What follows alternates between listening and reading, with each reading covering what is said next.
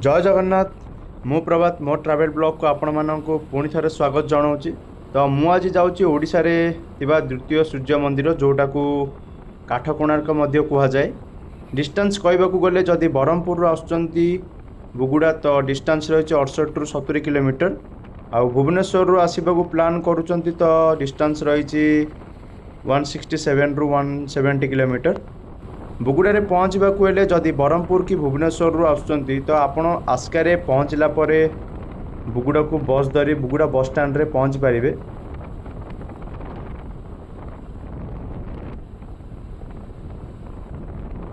आउ Buguda bus stand रू मंदिर को जीवाई ऑटो धरी इजिली मंदिर पाखे पहुँची पारे।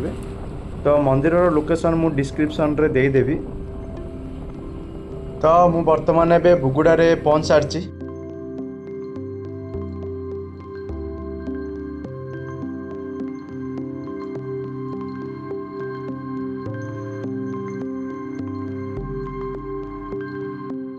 एटू मंदिर को जीवाई राइट साइड रे रोड रही। जदि सीधा जाऊन तो बुधकोल को मध्य रास्ता रही। मेन रोड रो मंदिर को मात्र 1 किलोमीटर डिस्टेंस रही।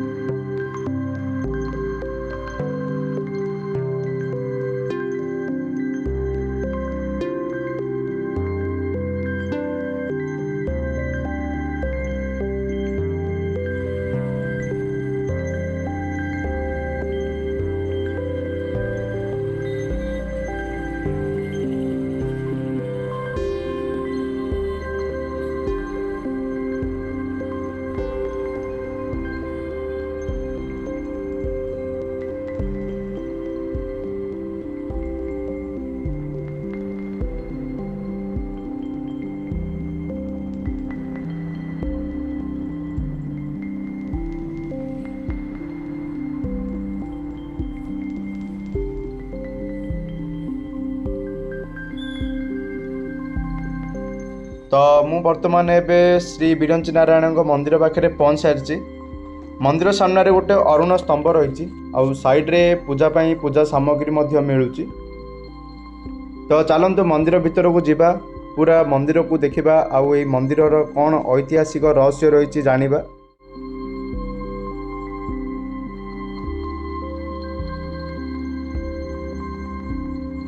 यही मंदिर को द्वितीय सूर्य मंदिर कहुए, जोटा को काठ कोणार्क कहुए। कहवाक गले राजा शिखरभंज देव द्वारा 1790 मसीह गढ़ा जाइतिला। तो चलते मंदिर चतुर्पार्श्व को देखा आउ काठरे तैयारी कारुकार्य आउ चित्रांकन को देखा। यह मंदिर टी राजा इच्छा अनुसार काठरे तैयारी करा जाइतिला। आउ तार सह यही कांथरे बहुत सुंदर सुंदर संस्कृति परंपरार चित्रांकन करा जाइछि।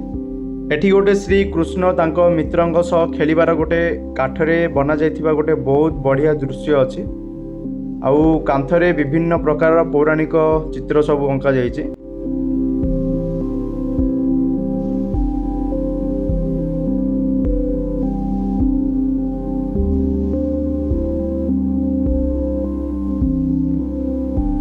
तो वर्तमान एबे एई मंदिर रे बहुत किछि पुराना तथ्य लिभि जाइछि। आउ अल्प किछि सांस्कृतिक परंपरा किछि पौराणिक चित्रांकन किछि सुरक्षित अवस्था रे रहिछि।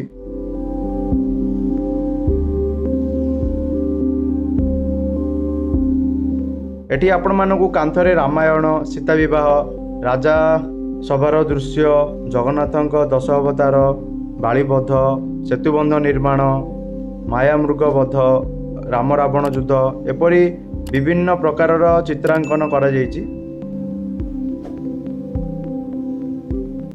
एठी इतिहास अनुसार विश्वास करा जाए जे एठारे मुख्य भगवान बिरंची नारायण को मालतीगढ़र ध्वंसावशेष मध्यरु पुनरुद्धार करा जाइतिला। तो यही समय रे राजा मूर्ति मानक बुगुड़ा को आनी नुआ मंदिर गढ़ी। एहा परे एही मंदिर बिरंची नारायण नाम रे स्थापित करा जाइतिला।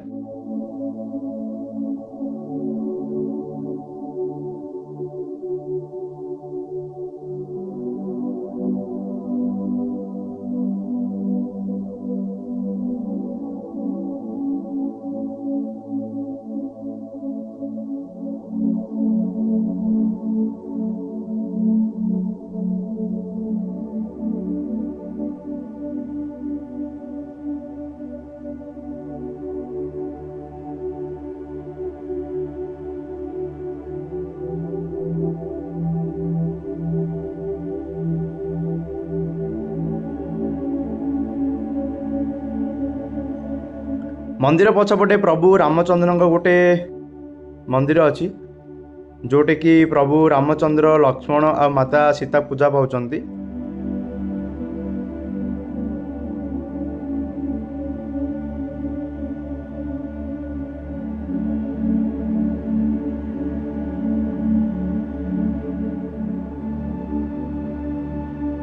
एठारे मुख्य पर्वपर्वाणी होची मकर संक्रांति, सांब दशमी, रामनवमी, जन्माष्टमी सबुरे मंदिर रे भक्तों भिड़ बहुत होता है। एठारे आपण मानू बहुत पुरातन पौराणिक उपन्यास चित्रांकन देखा पाइबे। आउ 7टी घोड़ा बाम पार्श्व गोटे चक्रे टाणीबार देखा पाइपर जार चालक अटंती अरुण।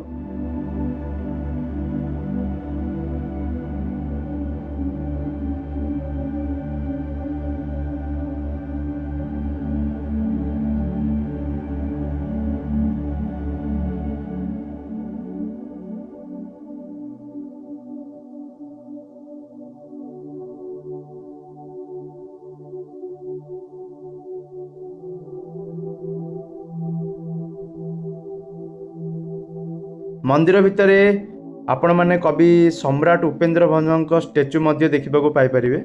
पूरा मंदिर रे 46टी स्तंभ रही।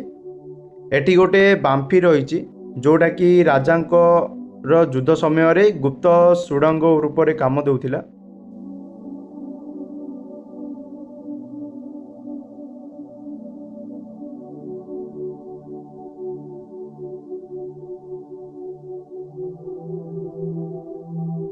कोणार्क सूर्य मंदिर सूर्य उदयर किरण मंदिर रे पड़ी थाए।